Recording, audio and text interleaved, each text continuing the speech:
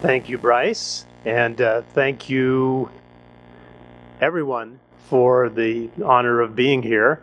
I just have to say that this is a tremendous, a really special honor, because I think this is a really special moment in the evolution of this dialogue that His Holiness had the wisdom to suggest back in the 1980s to come together between contemplatives and scientists and discuss questions that were at really the most basic levels of appreciating who we are, what our mind is, and how we relate to the rest of the universe. And for 25 years, there has been a very active dialogue, which has been institutionalized in the Mind and Life conferences that have involved His Holiness and various scientists over the years, but relatively few other monastics. And this is an amazing thing that we're now,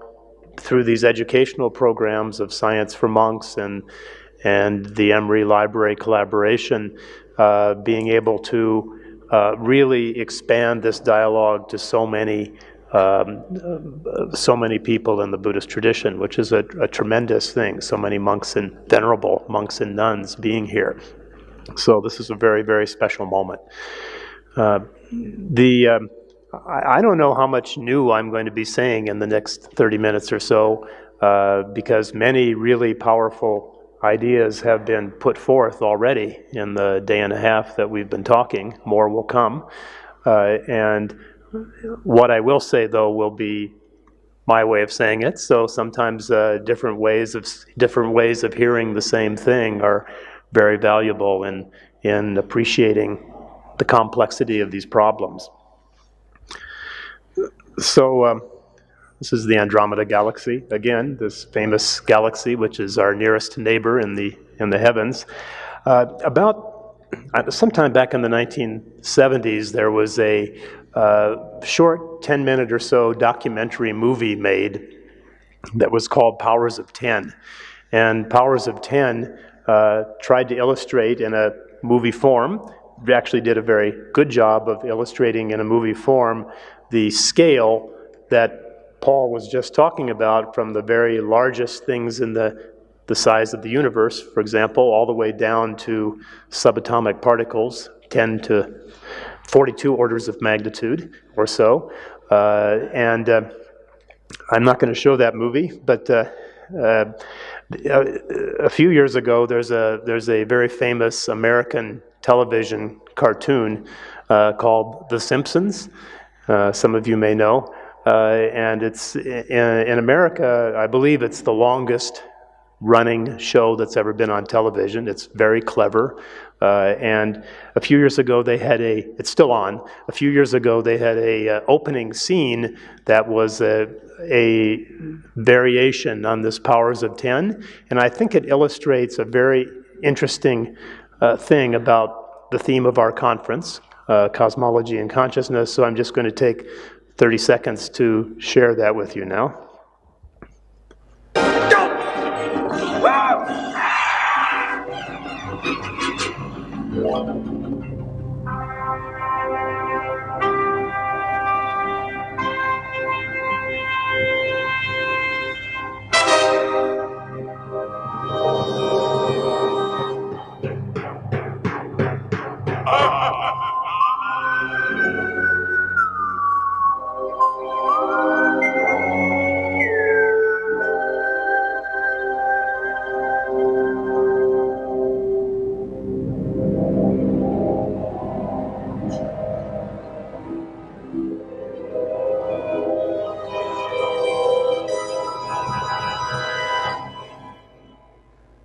Cool.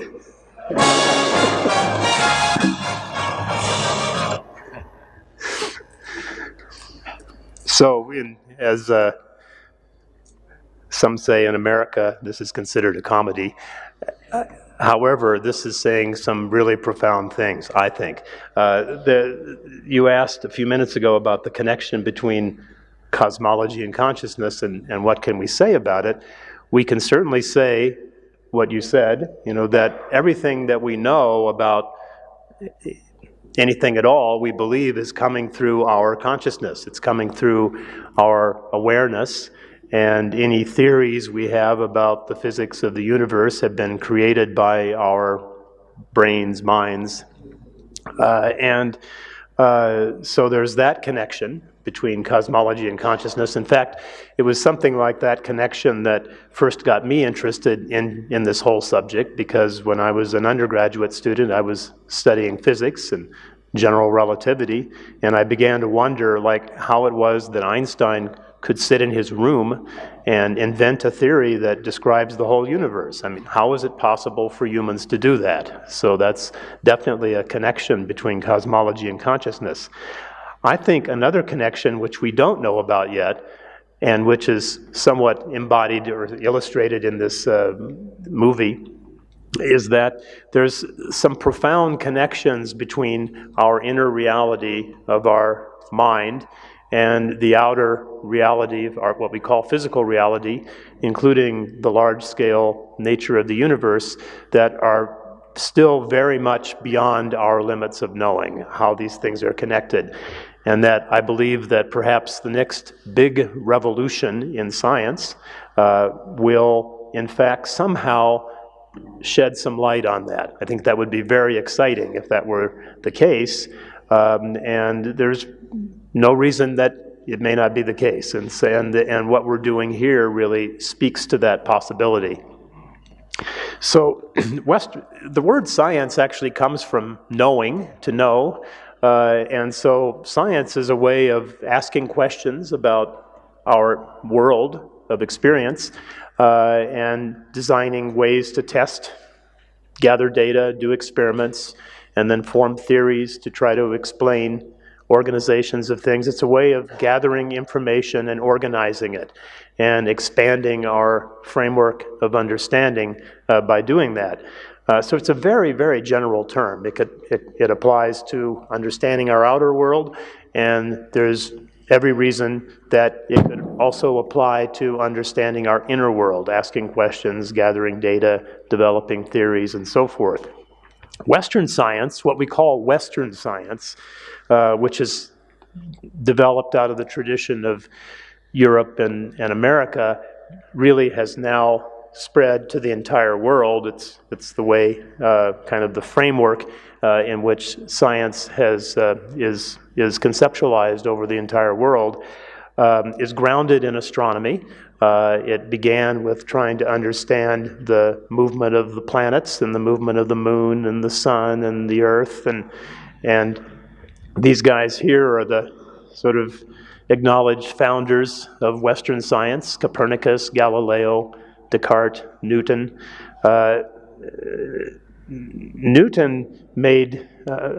Descartes was actually one of the first people to sort of suggest that it works well to try to understand our outer world, that our inner world is maybe more complicated.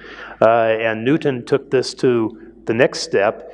He explicitly said, I can't deal with experience. I don't know how to account for the redness of red. What I can talk about is the mathematical properties of light.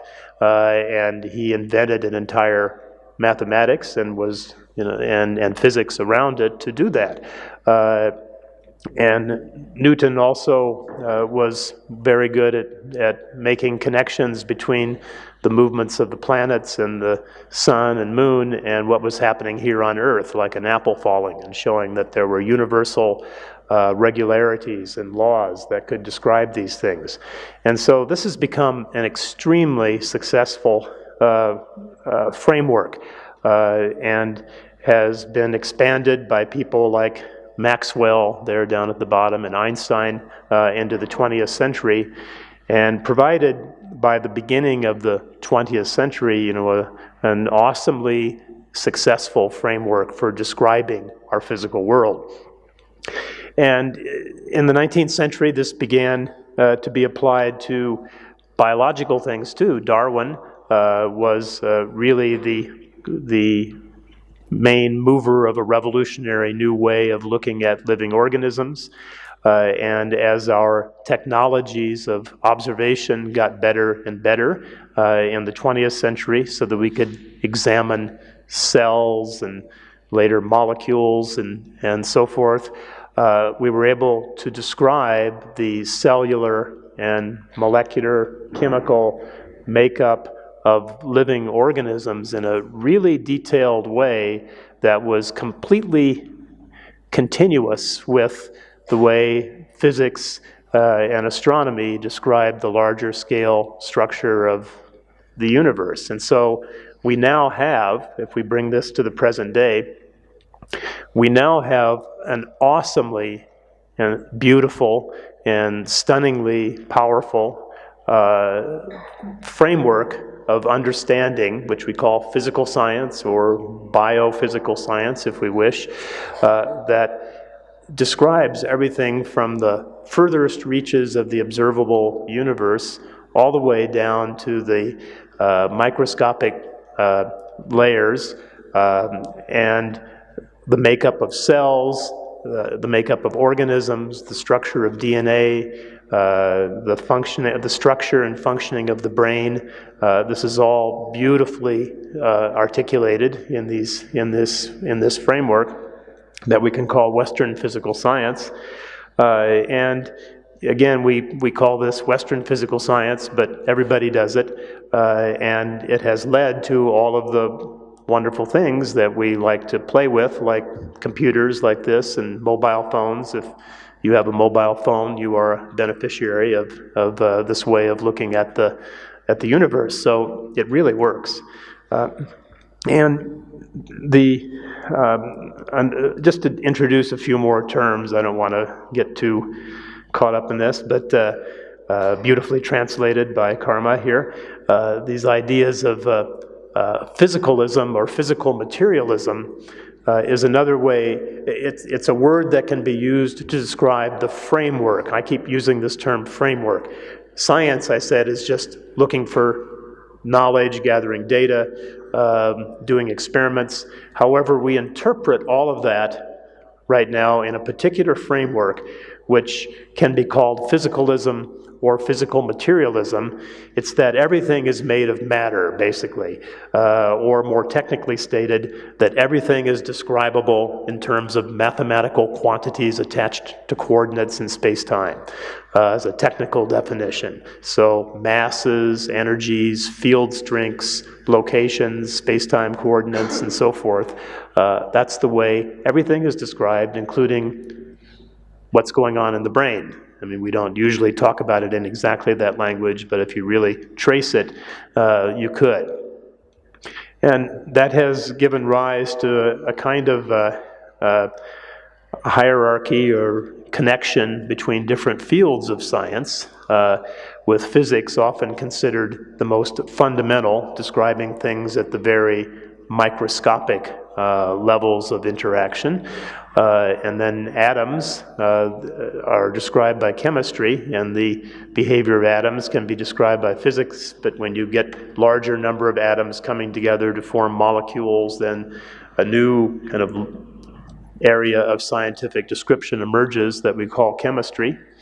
And then if some of these atoms come together, molecules come together into particular stable configurations and form entities that can maintain their stability over time by consuming energy and replicate themselves. We call that life, and that's studied by biology.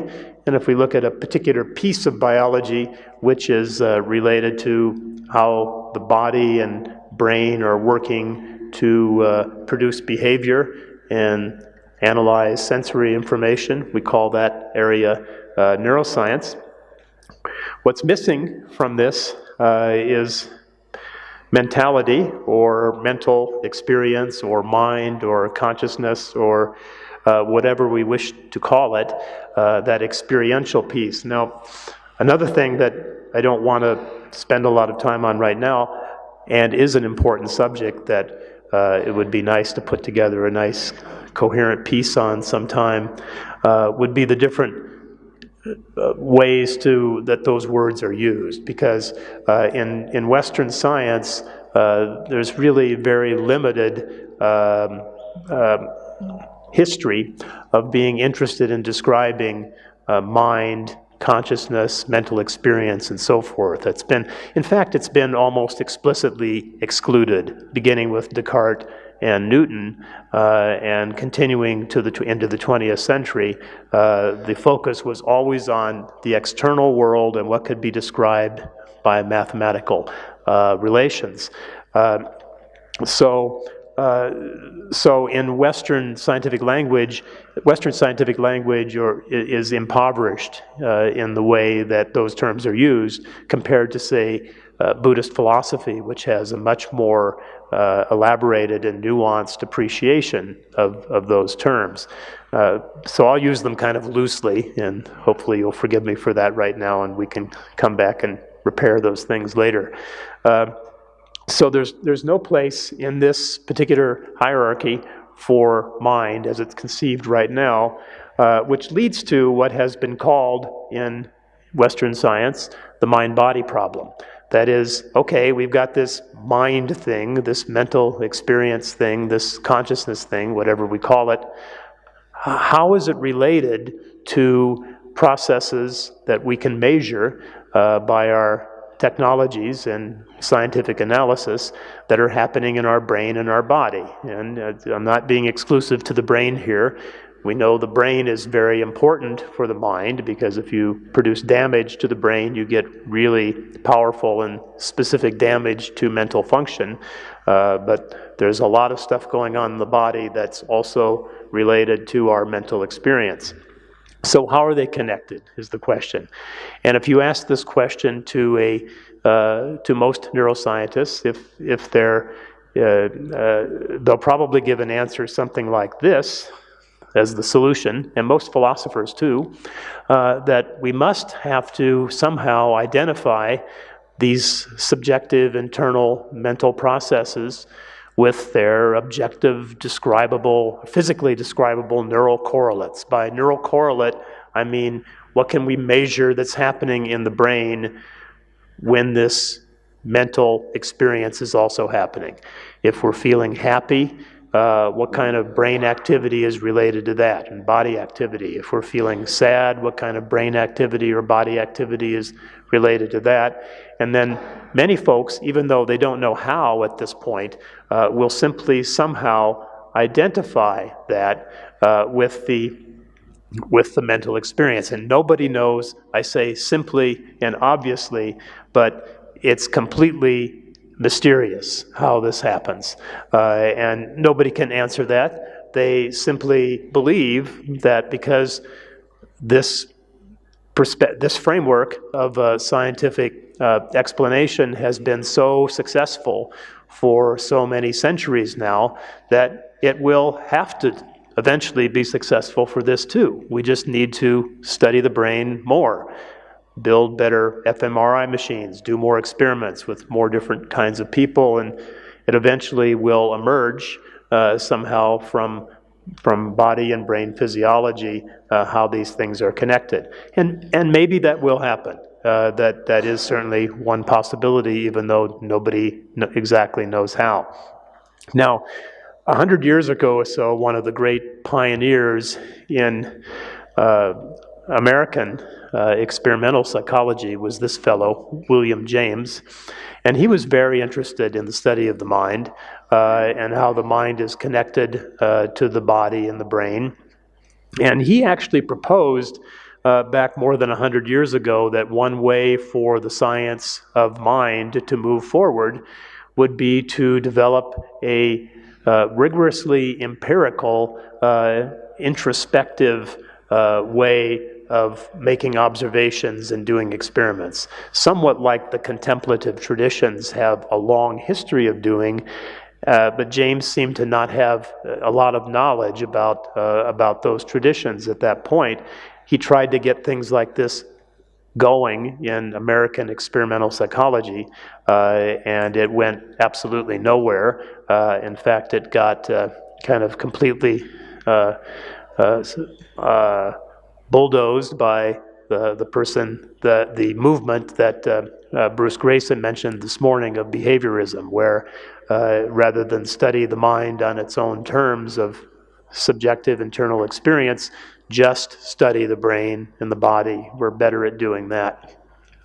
But James also said something else, which was very, very profound. In a piece that he wrote back in 1895, he also pointed out that all of these ways of observing matter are based on the physical science of the time, and that the assumptions of those natural sciences are provisional and revisable. And he said this in 1895, and it was remarkable because many physicists in 1895 thought that physics was a closed book and that everything interesting had been discovered, and it would just be a matter of measuring things with more precision.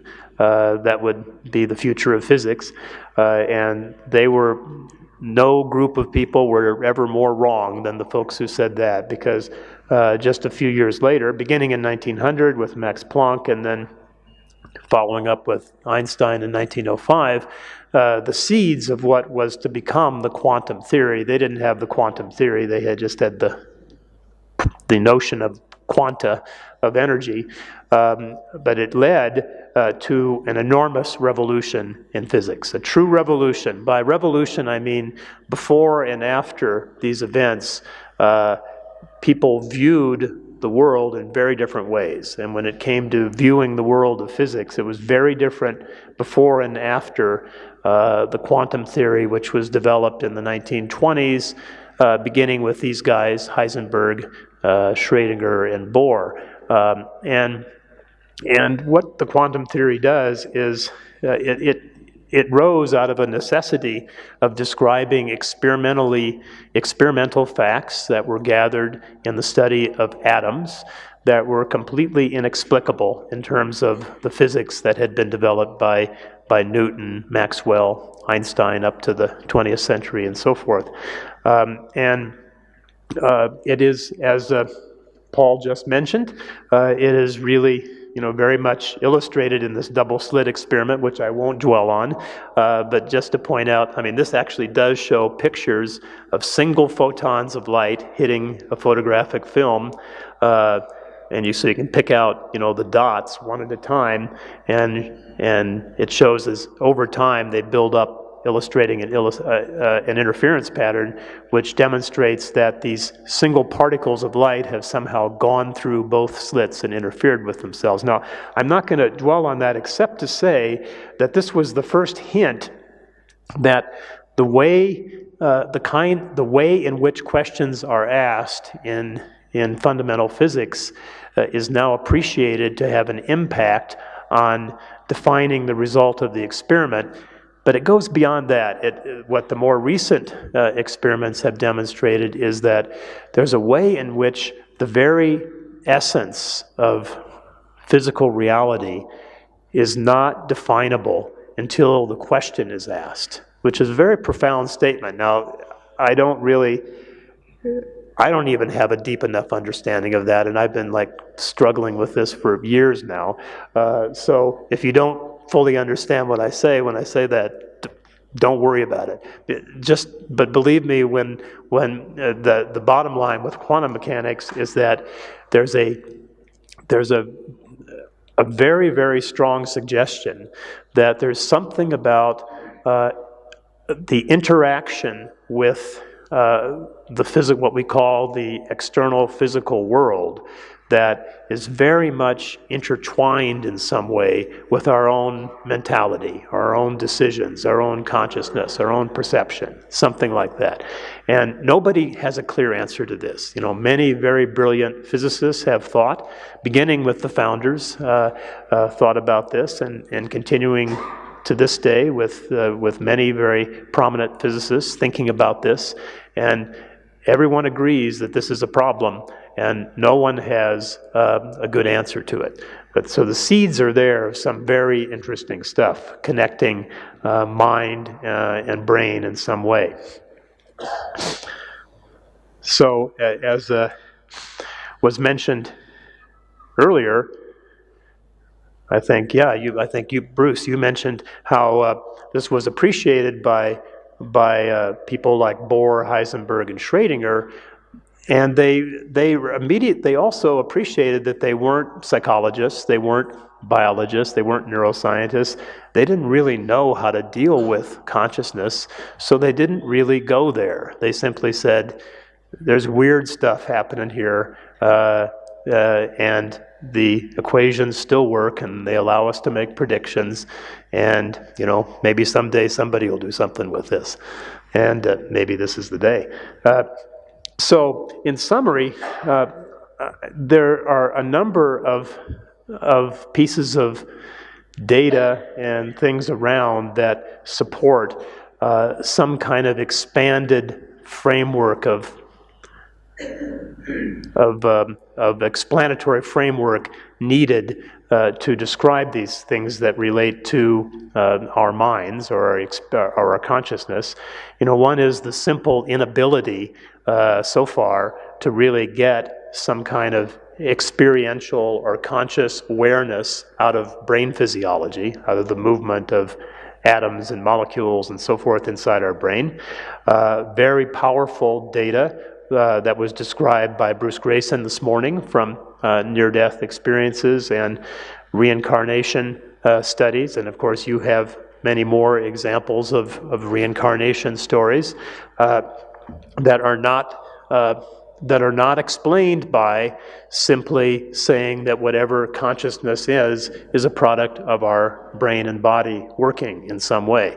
I mean, certainly our bodies and brains are very much a piece of the picture while we're alive, and somehow there is more going on. It may not be that there's a simple way that's graspable by us yet or ever to explain reincarnation, but there may be very interesting and weird things going on in the movement of kind of characteristics of our consciousness across lifetimes in some way.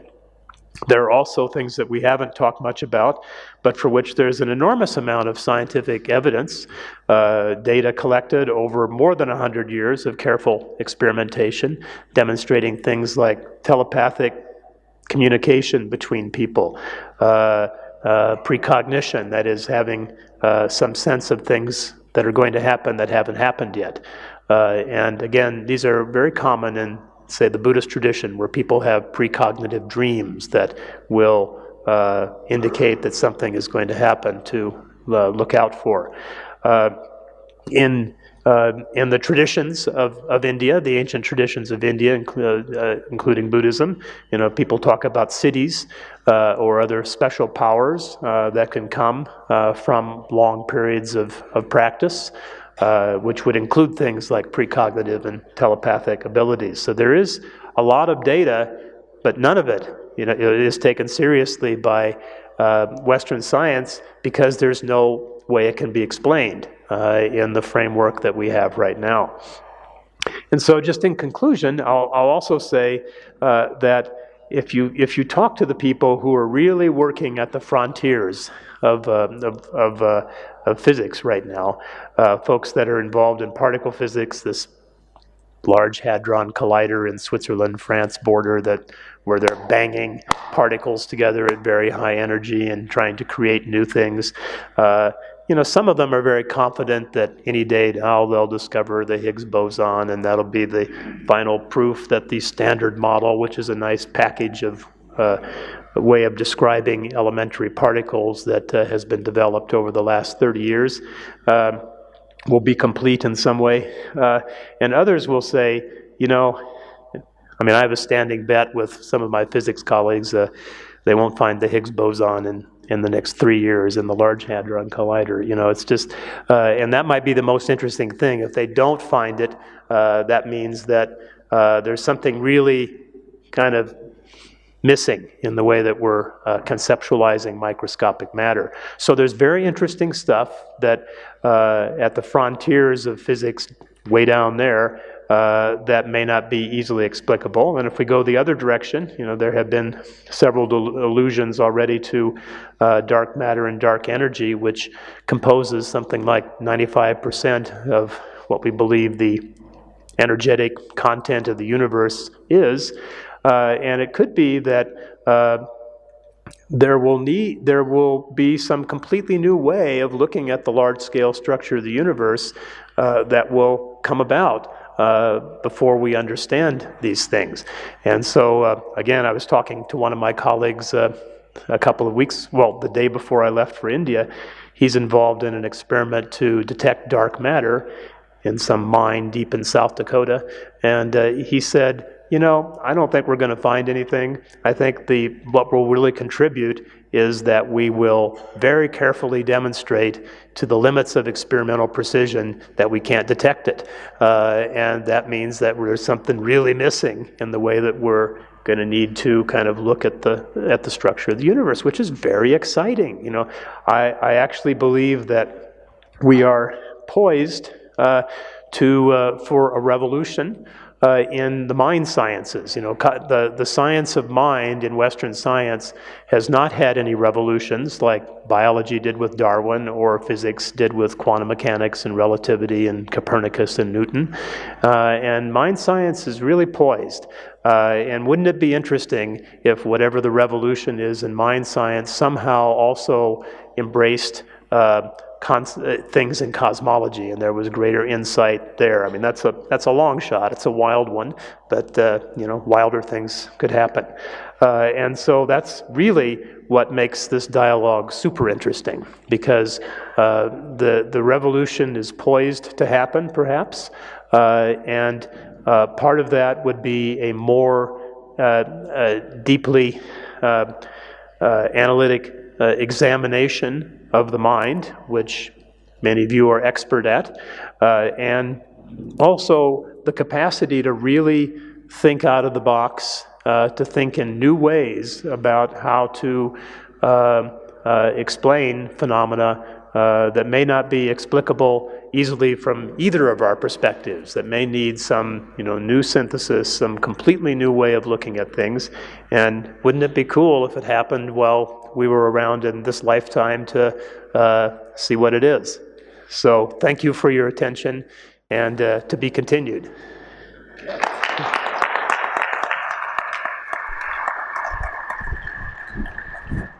Okay, thanks very much, David. And 5 minutes, say, before the break, but if Geshe want to have a few questions.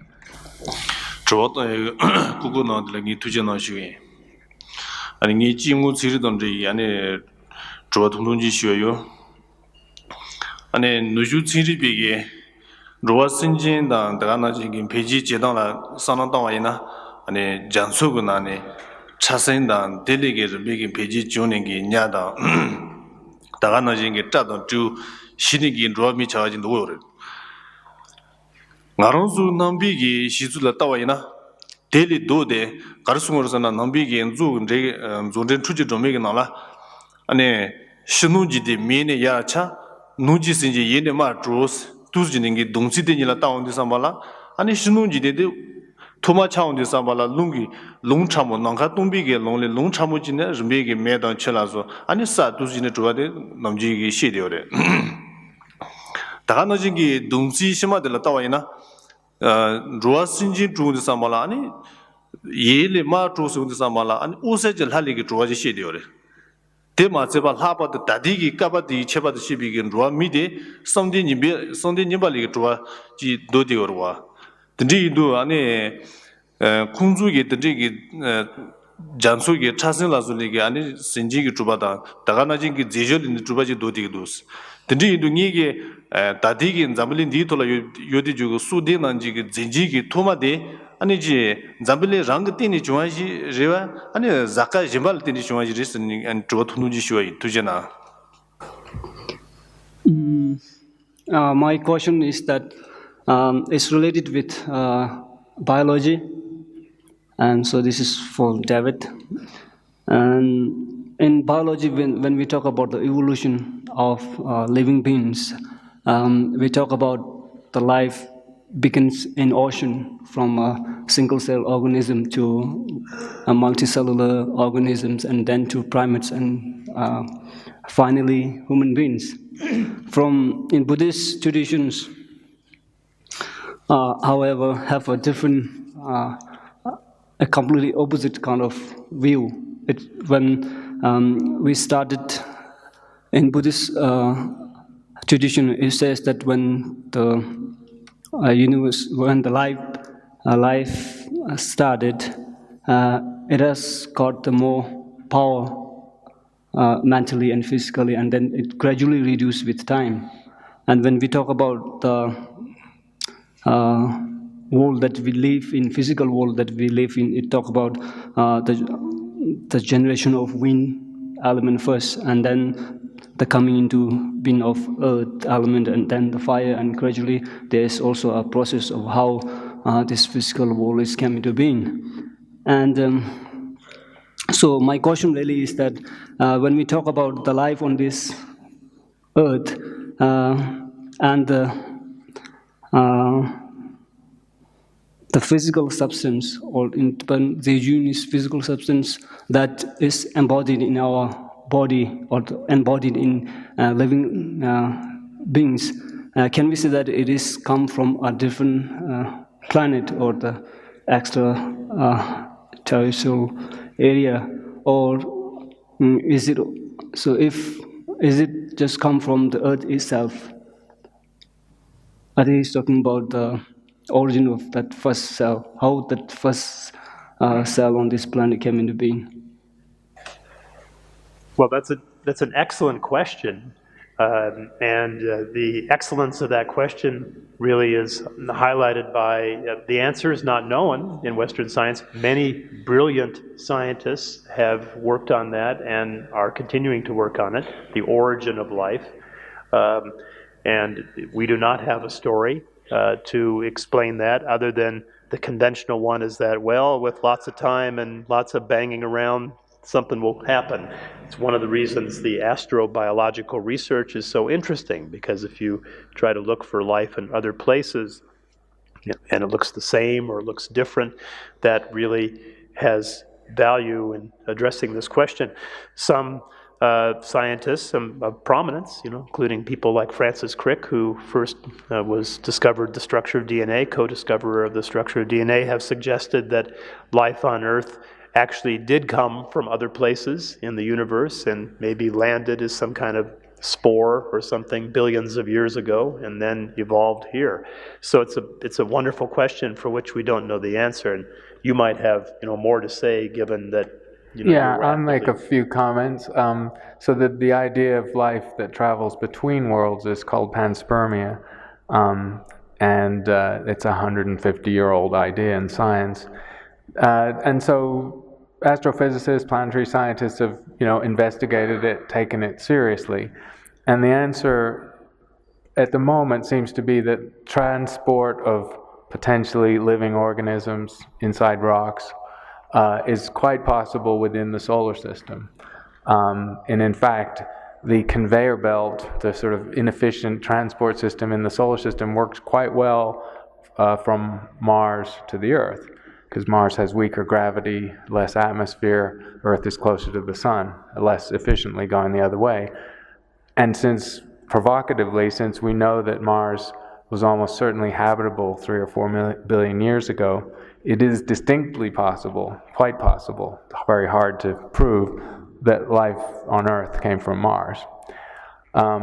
So there's possibilities of moving life within a solar system. The question of can life travel between stars has also been investigated a lot in the last decade. And it turns out to travel on a rock, there are two issues. There's one, can the rock be ejected from the system? And second, does the rock take so long to travel that a microbe could survive? The answer to the second question is that microbes have been resuscitated after being dormant for 15 million years, and that's about the time it would take to travel between near star systems. So in principle, a dormant microbe could survive the journey. but the probability of a rock being ejected from a planet and landing on a moon or a planet of another star system turns out to be infinitesimally small. So astronomical calculations suggest that life transport between star systems is very, very unlikely. And of course, if life originated elsewhere, you've essentially just shoved the problem, somewhere else. You haven't explained the origin, you've just put it off into another place. You still have a problem, you still have a thing to explain. So that's what the astronomers have figured out.